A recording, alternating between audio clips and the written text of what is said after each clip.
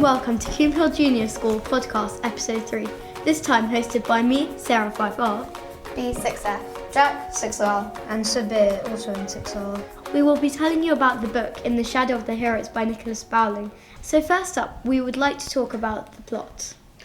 In the story, the main character, Cadmus, is a slave who was found on the side of the road in Athens. One day, Cadmus's master is visited by Nero's men and is forced to go and look for the golden fleece.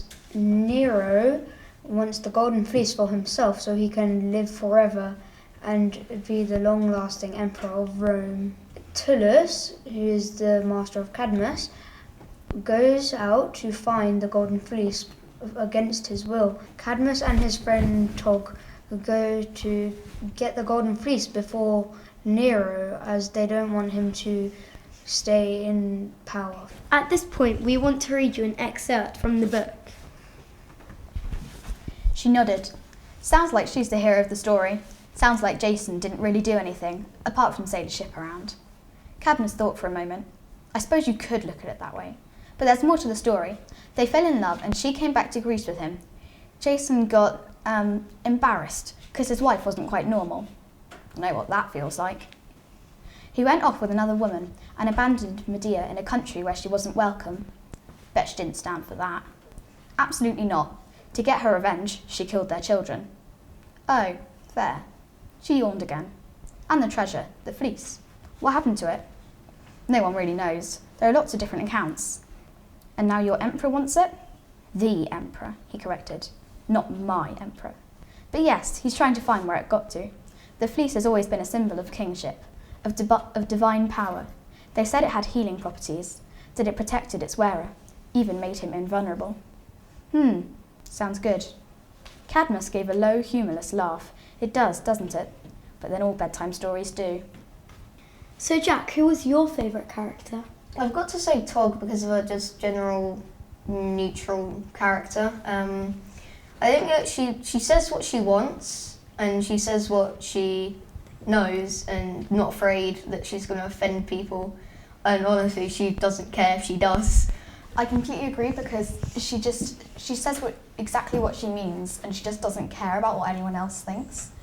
And to be honest, most people look at her as really strong and brave. She's a kind of like warrior queenie kind of type person. Like, she just looks really strong and like she kind of doesn't show her emotions at all. Like I can just imagine her facial expressions to be all the same, whatever she's feeling. It's really funny. Well, my favourite character is the Dormouse, but my favourite human character is the witch because she is extremely mysterious and she is not afraid to just accuse people of stealing things. I think I would agree with Sabir that the witch is my favourite character as well. Cadmus does call her a priestess in it, and she has like powers and she can tell you what's going to go on, where the fleece is. Yeah, I love how she can predict the future because it just feels like she can know everything, except what she does know is sometimes blurred, which adds a really cool element of mystery to the story. Because she's like, oh, I see this, but you're not quite sure what she's seeing, and that I like that because it has a lot of suspense in it. So when she makes a prediction, they're generally quite vague, and then there's always some kind of hidden meaning, and I really like that. I've heard of Greek priestess is in like history channels and stuff, but apparently they spoke a language of the gods. Only certain people were given a gift that they could understand. On the subject of that, those people had the priestess spoke to the king, but obviously not to the king directly because they wouldn't be having any of that. The emperor or king would have another person who will decrypt what the priestess is saying, as they were often very vague, just like in the story, and that's what she is inspired from. Do you think the female characters were more interesting than the male characters? Definitely, because like all the female characters like Tog and the priestess, they were just so interesting and funny, whereas the male ones, it's kind of like boring old bulb Tullus, and then there's Cadmus, who whilst he is the hero of the story, he's kind of a bit boring and booky. Okay, that is I don't true. think there is any like really properly good male characters. Well, I would actually disagree and say the best character is actually a male character, but like they're not my favourite character. If that makes sense. Tullus actually he is very interesting as he was studying the Golden Fleece, but he never told Cadmus that because he didn't want him to go and search for it, as it's very dangerous. Which obviously he did go and search for it, but yeah.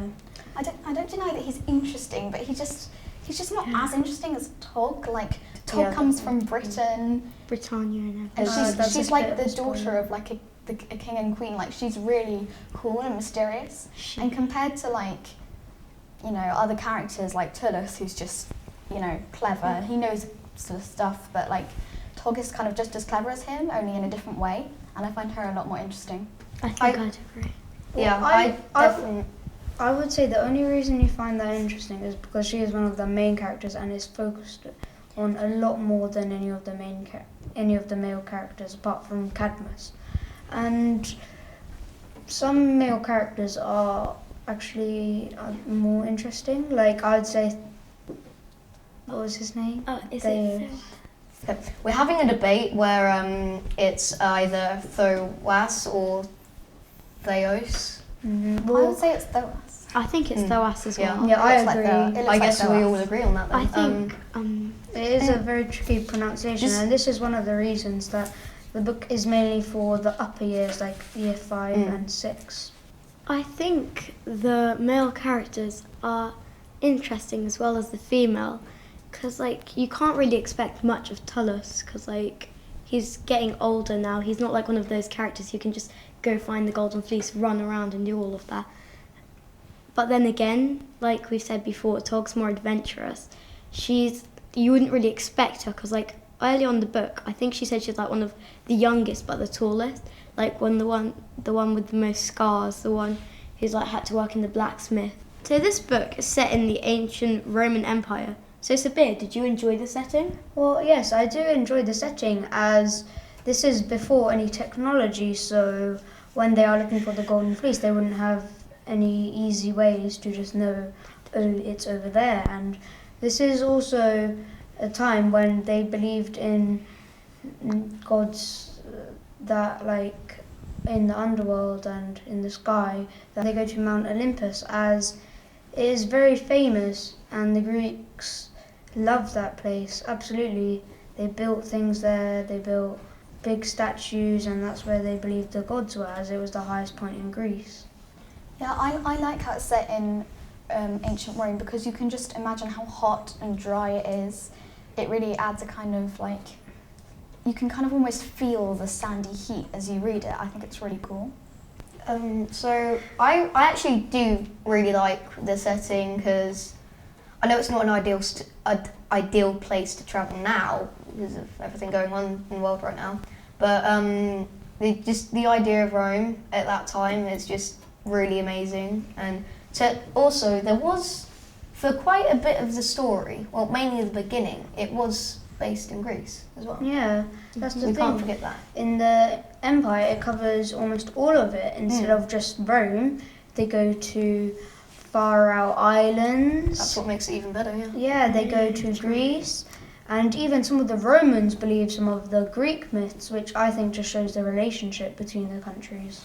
Even though they did have quite a few feuds, I'm not sure if it was at that time, because it didn't really say the specific time in ancient Greece. But I could agree, but then again, it's set back then, and the names are really hard to read. Like, oh, do you say it like this? No, you say it like that, right? But then again, like B said, you can feel it. The way it's set, the way they've described it's really good. It's really nice, and you can almost like feel it. You feel like you can just jump into the book and be part of it as well.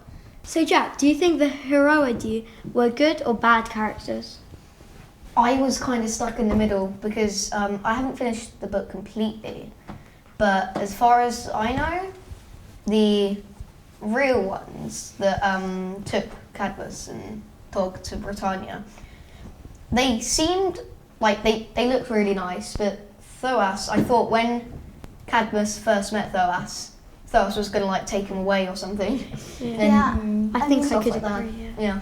Yeah, Yeah, I mean, the trouble is, intimidating. there's this long kind of standing family feud between Jason and Medea, because that's one of the Greek myths. So because these people are descended from Jason, someone like the prophetess who is descended from Medea, there's kind of a big feud between those two.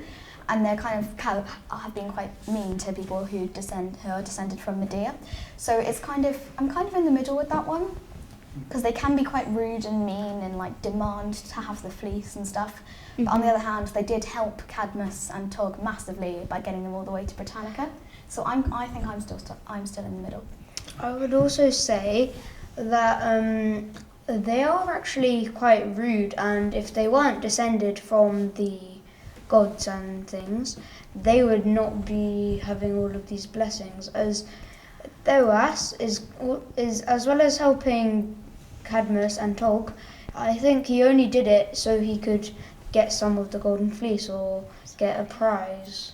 Yeah, I agree. I would agree, because like he said, when Tog jumped off the boat, he was like, you made the right choice to stay.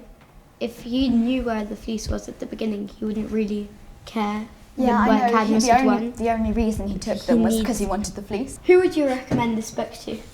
I think definitely like older readers, because some of the Roman names are quite hard to pronounce, and it is a bit of a slow burner. It starts off quite slow, and whilst it does get more exciting, it is one of those ones that you have to really like plough through. You have to like properly read it.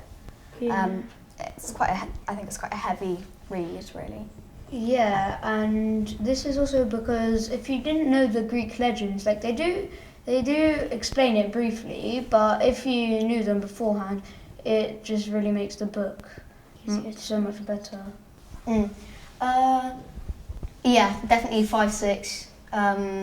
Yeah, 5-6, obviously. More confident readers, probably. Yeah. Yeah, I would recommend this book for, like B said, for older readers, like 5, 6 and older, because it's quite a hard book to read. It isn't that straightforward. But you have to be like confident with reading, and you can't like skip quick few pages and think, oh, it's not going to matter, because like so many things happen in one page. When I was on the like first 10 pages or something, I was already thinking through what I was going to say for this question. And at the beginning I thought that it would be good for extremely confident year 4s, 5 and 6, but now I'm not too sure. So Neither am I think year 5, 6. Yeah. Yeah. You could give it a try if you're in year 4, but I would say mainly year 5 and 6. So have you got any closing comments? If you're still not persuaded to read this book yet, a couple of times there was quite a rude joke about one of the characters' names. So if you still don't want to read it, you should at least try and find that joke, because it's really funny. And if you hear the name, if you're smart, well, in that kind of way, you'll be able to. You might be able to guess what the joke is. I didn't get it until you told me. Until- I thought, I was like, Sylvanus, that's how I read it with both. I was like, what's she going on about? So my closing comment would be, at the end there is quite a big plot twist, and obviously I won't be telling you it, but it's extremely surprising, and I never really saw it coming. Yeah, I know. I was completely shocked. I was Yeah, like, neither did I. how did I not see that coming? But to be honest, I don't think anyone would ever have saw that coming. It's quite like unexpected. Anyway, thank you to our panel, Sabir. Can you wave? Yeah. No, we're keeping that in. We're keeping that I in. want to keep that in. Beatrice, Jack, and myself. Catch us next time on the episode where the head boy and girl and the deputy head boy and girl will read an unreleased book by Kirsty Applebaum called True Friend. Bye. Adios.